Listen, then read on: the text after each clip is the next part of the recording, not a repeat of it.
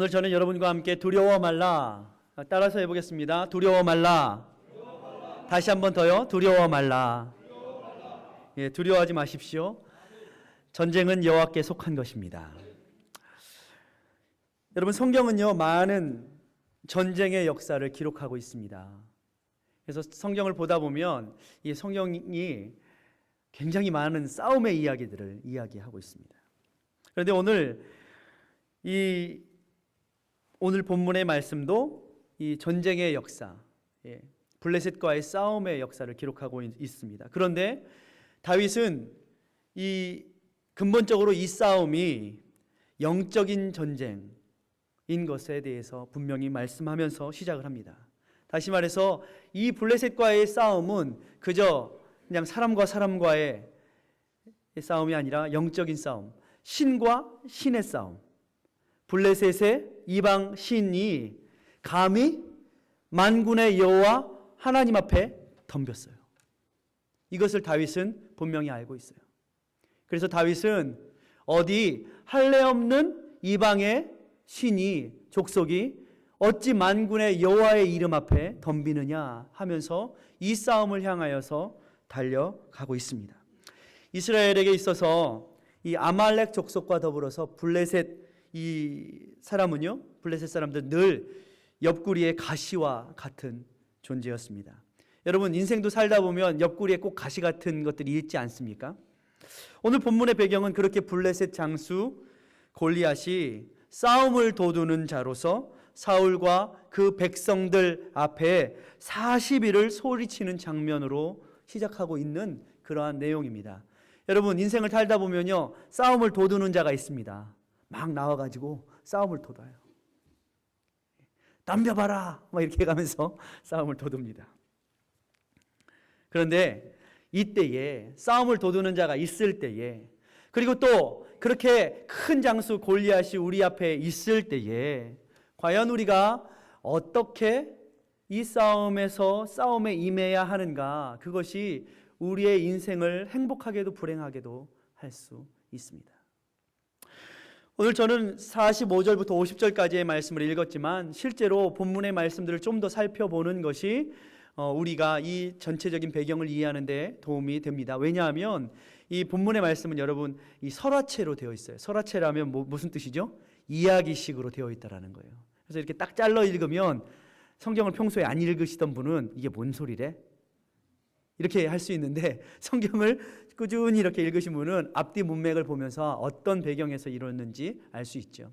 우리가 17장 11절을 보면 이 블레셋 장수 골리앗이 사울과 사울의 군대 앞에서 막 소리를 치기 시작하자 11절을 보니까 사울과 온 이스라엘이 블레셋 사람의 이 말을 듣고 놀라 크게 두려워하니라, 이렇게 고백하고 있어요, 성경이.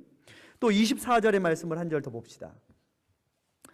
이스라엘 모든 사람이 그 사람을 보고 심히 두려워하여 그 앞에서 도망하며. 처음에는 어떻게 했어요? 큰 소리를 듣고 심히 놀라 두려워했다 그랬어요. 여러분, 이런 일들을 만나면 사람들은 어때요? 처음에는 놀라고요, 그 다음에는 두려움이 찾아옵니다. 어떤 소리를 들으면 놀라고 두려워지는 것이죠.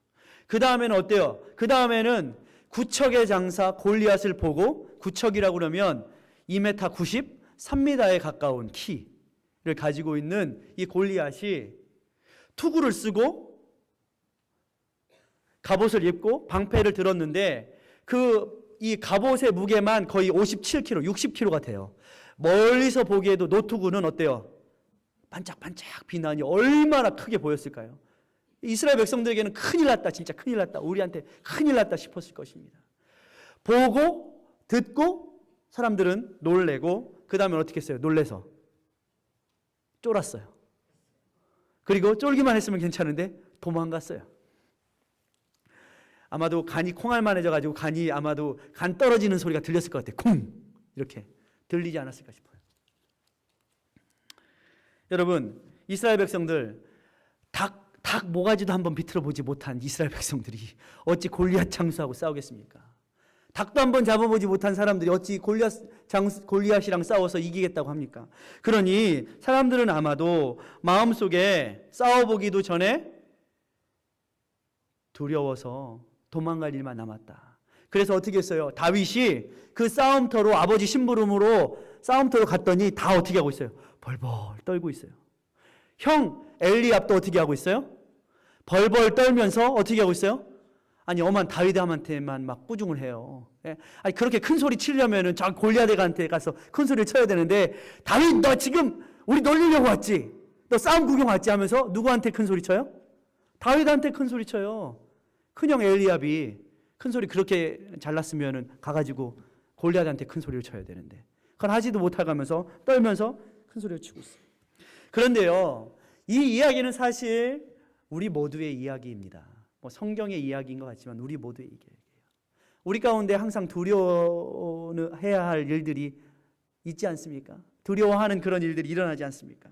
우리도 두려워요. 크고 작은 일들이 우리의 삶 가운데 우리를 위협해 옵니다. 어찌해야 될지 몰라요. 그런데요, 이때가 중요해요. 두려움이 올 때에 우리를 들리고 우리의 눈에 들리는 것들이 우리를 위협해 올 때에 믿음의 길을 택할 것인가 아니면 도망갈 것인가. 이것이요 그 사람의 삶을 결정합니다. 인생들 가운데 믿음의 사람들 가운데 거꾸로 사는 사람들이 있어요. 보따리 싸가지고 도망가요. 형 엘리압은 어떻게 했어요? 도망갔다 그랬어요. 다 도망갔다. 이스라엘 사람들도 다 성경에 보니까 도망갔다 그랬어요. 그런데 거기에 또 하나 사울은 도망가진 않아요. 근데요 그렇다고 해서 싸우러 나가지도 않아요. 어떻게 하고 있어요? 사울은 어떻게 되나 두고 보자 하고서 눈치만 살피고 있어요. 자기 체면 때문에 도망가지도 못하고 그렇다고 또 나가서 싸우자니 용기가 없고 나 대신 싸워줄 사람 없느냐 하고서 사울은 그러고 앉아있는 상황이에요. 이것이 바로 오늘날 많은 사람들의 모습인 것이죠. 그런데 주님께서는 다윗을 통하여서 우리에게 믿음의 사람이 믿음의 선한 싸움을 싸워야 하는 용사들이 어떻게 살아가야 하는가 오늘 우리에게 말씀하십니다. 첫 번째는 이것입니다. 여러분, 두려움은 친구이니까 두려워하지 마십시오. 무슨 뜻이냐면 인생의 두려움은 항상 친구와 같이 내 곁에 있다라는 거예요.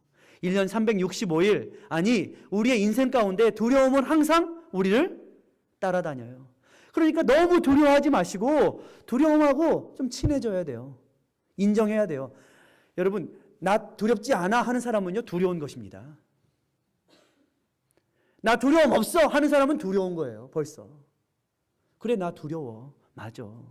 나한테 두려움이 있어. 그렇지만 두려움이 있는 것이 나의 현실이지만 내가 주님을 붙들고 두려워하지 않을래. 이렇게 하는 것이 바로 믿는 사람의 태도여야 된다는 것이죠. 그래서 신앙생활은요 결국 이러한 두려움의 상황들 가운데서 이러한 연속 가운데서 누구를 신뢰하고 누구를 붙들 것인가 하는 것을 날마다 습관화하는 과정이 바로 신앙생활입니다. 그래서 믿음이 성장하려면 두 가지 요인이 필요합니다. 첫 번째는 조금 아까 말씀드린 대로 나 자신에게 찾아오는 두려움을 그리고 의심을 인정하는 것, 이것이 필요해요. 인정하지 않으면요 어때요? 날마다 회피하는 삶을 살아요. 날마다 현실을 도피하고 맨날 두려움이 몰아올 때 도망가는 삶을 살아요. 그렇기 때문에 도망가지 말고 그래 현실은 우리의 삶은 두려움이 있어. 또 현실의 삶 가운데는 의심스러운 것도 있어. 어떻게 해야 되지? 믿지 못하겠는 것도 있어. 인정하라는 거예요.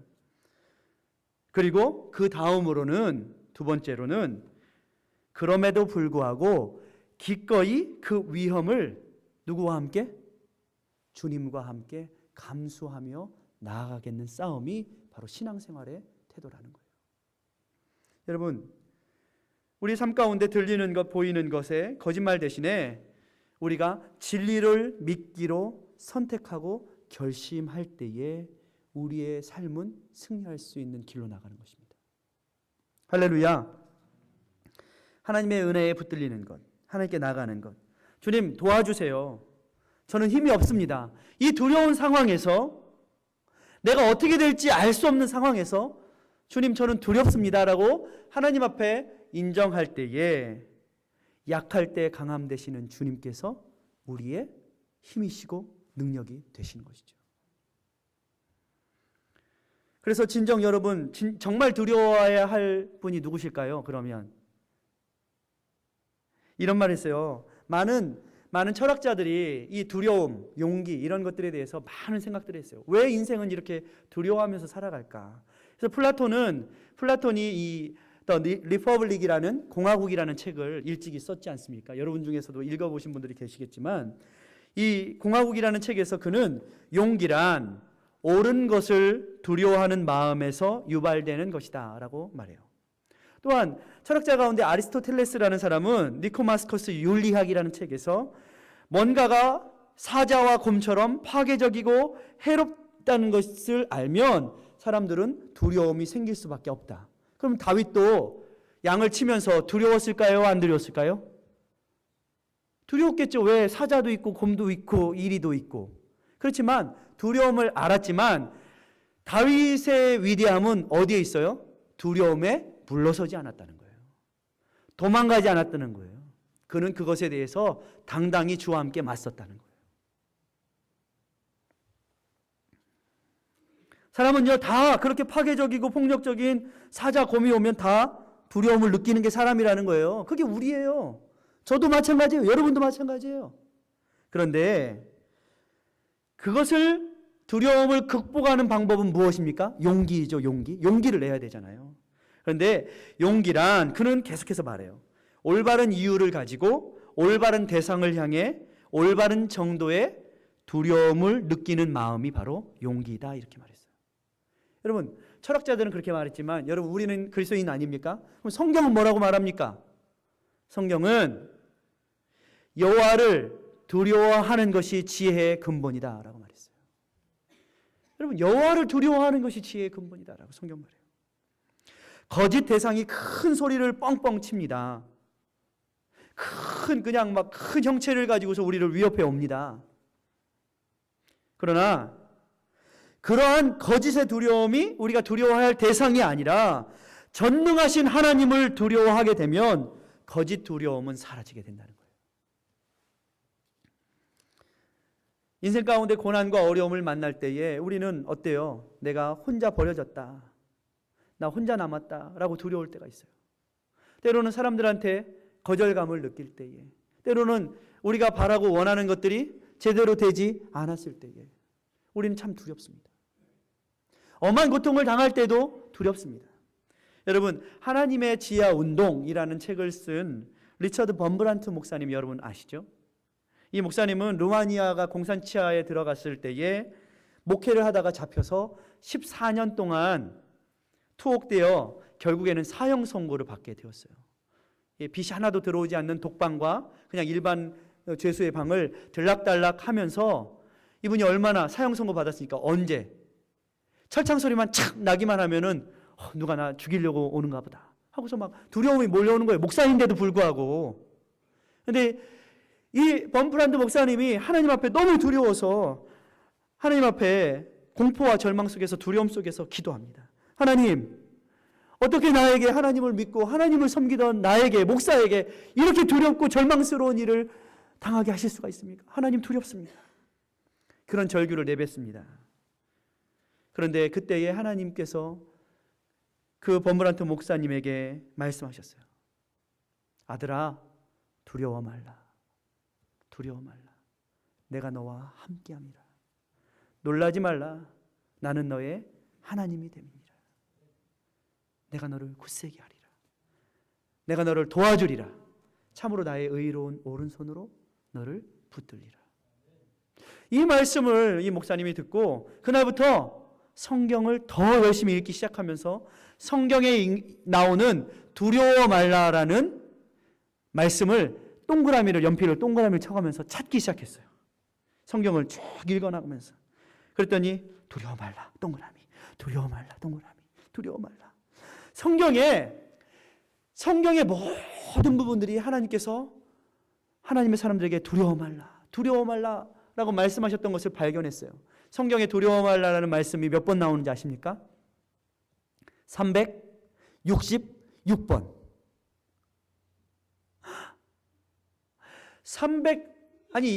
우리의 1년이 365일인데 왜 366번일까요? 하나님은 정확하셔서, 여러분, 우리가 달력을 잘 보지 않고 나가면 그냥 지나가는 줄 알지만 4년마다 한 번씩 윤달이 들어와서 4년마다 한 번씩 366일인 날이 있습니다. 그런데 그날까지도 꼭 하나님은 어떻게 하셨어요? 아셔서 366번 매일 두려움이 찾아올 때 두려워 말라라고 우리를 용기를 주시는 하나님이셨던 거예요. 이 리처드 번번한테 목사님이 그 날마다 함께 하시는 하나님, 두려워 말라라고 하시는 그 하나님을 붙들고 그 옥중의 생활을 견뎌낼 수 있고, 훗날 하나님의 지하 운동이라는 책을 통하여서 많은 사람들에게 용기를 주고 삶의 절망 가운데 있는 사람들에게 두려워 말라, 하나님이 함께 하신다 라고 격려했던 책을 쓸 수가 있었던 것이에요. 그렇습니다. 삶의 많은 문제들이 우리를 두렵게 합니다. 그러나 우리가 하나님의 말씀을 듣고 붙들고 진정 하나님 앞에 피할 때에 하나님은 우리의 어떻게 되세요? 친구 되시죠. 여러분, 하나님이 우리가 두려운 분이신 것 같지만 하나님과 먼저 화목하고 화해하면 하나님은 우리에게 두려운 분이 아니라 이젠 더 이상 두려운 분이 아니라 친구 되시죠. 우리를 지키시는 하나님. 여러분, 그래서 사울에게 있어서 주된 문제는 무엇인지 아십니까? 사울이 두려워했기 때문에 문제가 아니에요. 사울이 블레셋 장수를 두려워했기 때문에 문제가 아니라 그가 하나님보다 블레셋 장수 골리앗을 더 두려워했다는 게 문제였던 거예요. 여러분, 두려워하지 마십시오. 우리 하나님은 더 크신 하나님이십니다. 여러분을 꼭 붙들고 계신 하나님이십니다. 두 번째는 이것입니다. 다윗은 이렇게 고백합니다. 다윗은 무엇이 있기 때문에, 나에게 뭐 칼이 있기 때문에가 아니라, 창이 있기 때문이 아니라 만군의 여호와의 이름이 나에게 있기 때문에 나는 두렵지 않겠다라고 하고서 나아가고 있습니다. 여러분은 왜 두렵지 않으세요? 뭐 때문에 두렵지 않으세요? 그렇습니다. 만군의 여호와의 이름이 우리 가운데 있기 때문에 두렵지 않아야 되는 거예요. 나 평소에 주먹 좀 쓴다, 나 평소에 말빨 좋아, 이게 우리가 두렵지 않은 이유가 되어서는 안 되는 것이에요. 다윗은 그렇게 하나님을 두려워하고 경외하는 훈련을 언제 했어요? 평소에 했어요. 평소에. 전쟁터에 나가서 한 것이 아니라 평소에. 언제? 아무도 알아주지 않고 혼자 들녘에서, 소년이 혼자 들녘에서 양을 치는데 두려워요, 안 두려워요? 두렵죠? 예? 두렵죠? 예? 막 늑대가 막 울고 막 곰이 막 찾아오고, 왜 안 두렵겠어요? 그런데도 그때도 그는 하나님을 경외하고 하나님을 바라보면서 어떻게 했어요? 사단의 음성을 듣지 않고 하나님의 음성을 듣고 그는 평안히 수금을 타면서 노래했어요. 하나님을 노래했어요. 여호와는 나의 목자시니 내가 부족함이 없으리로다. 노래했어요. 그가 나를 푸른 초장에 누이시고 실만한 물가로 인도하시는도다. 자기 이름을 위하여 의의 길로 나를 인도하시는도다. 내가 사망의 음침한 골짜기로 다닐지라도 해를 두려워하지 않을 것은 주께서 나와 함께 하심이라. 주의 지팡이와 막대기가 나를 안위하시나이다. 그는 노래했어요. 하나님을 바라보면서. 사자가 곰이 양의 새끼를 물고 갈 때에 소년으로서 왜 두려움이 없었겠어요? 그는 그러나 하나님과 교제하고 하나님을 경외하는 훈련을 가지고 어떻게 했어요? 생명을 걸고 나아갔어요. 여러분, 생명을 걸어본 사람이 진짜 전쟁이 올 때도 생명을 거는 거예요. 평소에는 사자가 와도 곰이 와도 무섭다 도망가면서 어찌 블레셋 장수가 나왔을 때 생명을 걸고 내가 나가게 됐습니까? 그거는요, 말짱 거짓말인 거예요. 그는 평소에 여호와의 이름을 위하여서 목숨을 걸고 싸우던 훈련을 해왔던 거예요. 작은 일에 충성된 자에게 하나님께서는 큰 일을 맡겨주시는 거예요. 주님은 평소에 그렇게 훈련된 다윗을 통하여서 어떻게 했어요? 큰 골리앗도 치시는 거예요. 자기가 작은 것도 내어놓지 못하면서 어찌 5천 명을 먹이겠습니까? 오병이어를 내어놓는 소년의 헌신을 통하여서 하나님은, 주님은 5천 명을 먹이시는 역사를 이루시는 거예요. 여러분, 왜 예수님께서 이 땅 가운데 오실 때에 양을 치던 목자들에게 먼저 보이셨을까요? 당시의 법은요, 양을 치던, 들에서 양을 치던 목자들은 법정에 나와서 내가 무엇을 보았다라고 증명을 할지라도 그 양을 치던 자들은 천한 사람으로 여겨서 그의 법정에서의 고백은 법적으로 인정되지 않았어요. 여인들에게 왜 부활의 주님이 여인들에게 먼저 보이셨을까요? 당시의 법은 여자들이 아무리 법정에 와서 내가 무엇을 보았다라고 고백할지라도 그 고백은 법의 증거로서 채택될 수가 없었어요. 그런데 주님은 양치는 목자들에게 그리고 여인들에게 먼저 부활의 주님이 보이셨어요. 무엇을 말합니까?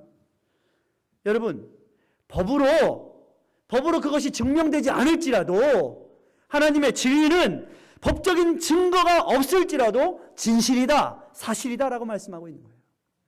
그 말씀은 예수 그리스도의 오심과 예수 그리스도의 부활은 법적인 증거를 뛰어넘는 진실이다, 사실이다. 그것으로 증명될 필요가 없는 진실이다, 사실이다 라고 말씀하고 있는 거예요. 여러분, 결국에는 무엇입니까?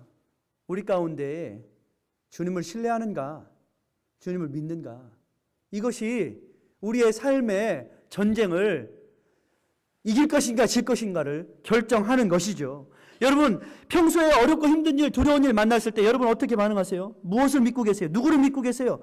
여러분은 어떤 고백을 하고 계세요? 믿음의 고백을 하고 계십니까? 여러분의 무기는 뭐예요? 처세술? 이렇게 누가 유리한가 보다 어느 쪽에 붙을까? 처세술입니까? 사울이 그러지 않습니까? 자, 이렇게 보고 있지 않습니까? 그렇다고 용기를 내서 가서 싸우지도 않고 또 도망가지도 않아. 자기의 뭐 때문에? 체면 때문에. 말빨. 누구하고는 말해서 이길 수가 없어. 그것입니까? 아니면 주먹, 고집, 힘? 집안에 있는 권력, 돈? 아니라는 거예요.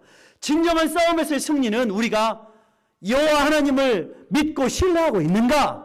이것이 전쟁의 승파를 좌우하는 것이죠. 자신의 힘과 능력을 과신하게 되면 넘어지고 실패하게 됩니다. 그래서 사도 바울은 이것에 대하여서 분명히 고백하고 있었어요. 고린도 교인들에게 저들이 어떻게 했어요? 자기의 힘과 능력을 믿고 분쟁해가고 싸우고 막 편을 나누고 또 음란에 빠지고 하나님 말씀 막 저버리고 할 때에 고린도후서 10장 3절에서 5절에서 이렇게 사도 바울은 고린도 교회에 말하고 있어요. 우리가 육체에 있어 행하나 육체대로 싸우지 아니하노니 우리의 싸우는 병기는 육체에 속한 것이 아니요 오직 하나님 앞에서 견고한 진을 파하는 강력이라. 모든 이론을 파하며 하나님을 아는 것을 대적하여 높아진 것. 여러분, 이 땅 가운데 하나님을 대적하며 높아진 이론들, 하나님을 대적하여 높아진 것들이 얼마나 많이 있습니까? 이런 것들을 다 파하고 모든 생각을 사로잡아 그리스도께 복종케 하니, 이렇게 말하고 있어요. 여러분, 모든 하나님보다 높아진 견고한 진들은 다 어떻게 해야 돼요? 파해져야 되는 거예요. 주님의 이름 앞에 굴복되어져야 되는 거예요. 여러분, 그래서 우리는 하나님을 알아야 되는 지식이 있어요. 저들이 왜 망합니까? 하나님을 아는 지식이 없어서 망한다. 너희들은 힘써 여호와를 알라, 힘써 여호와를 알라라고 선지자들은 그래서 그렇게 외쳤던 거예요. 하나님을 아는 지식이 없으면요, 자기의 교만과 자기의 생각에 높아져서 어떻게 해요? 하나님을 대적하게 되어 있어요.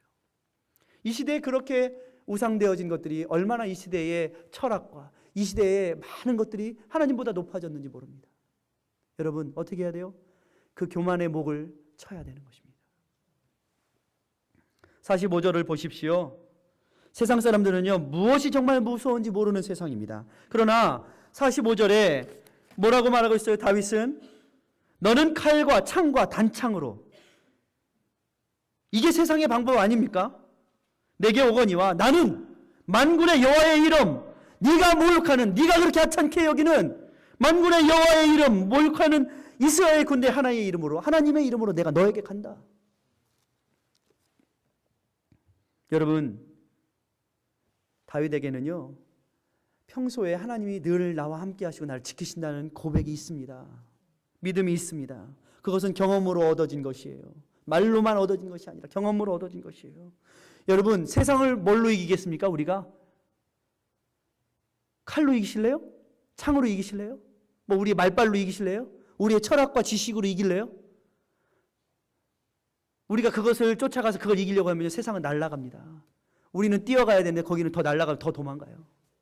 여러분, 우리는 세상을 믿음으로 이겨야 합니다. 우리가 두려운 상황에도 용기를 낼 수 있는 것은 바로 이스라엘의 군대 만군의 여호와의 이름을 우리가 경외하고 믿기 때문입니다. 그러니 우리는 두려워하지 말아야 합니다. 주님의 이름으로 우리가 나아갈 수 있기 때문에 여러분, 두려워하지 말아야 합니다. 다윗이 이 고백을 하고 있는 거예요. 여러분, 그러므로 믿음의 사람들은 어때요? 세상의 방법으로는 세상은 알아줘야 되고 찰로 보이려고 하지만 우리는 하나님 앞에서 어때요? 다윗이 양을 치면서 우리 아버지도 우리 형도 다 알아주지 못할지는 모르겠지만 나는 하나님 앞에서 날마다 목숨을 건다. 내 하나님 앞에서 날마다 작은 일에 충성한다. 하나님께서 그를 높여서 왕을 삼으십니다. 하나님께서 그런 다윗을 통하여서 기름 부으시는 것입니다.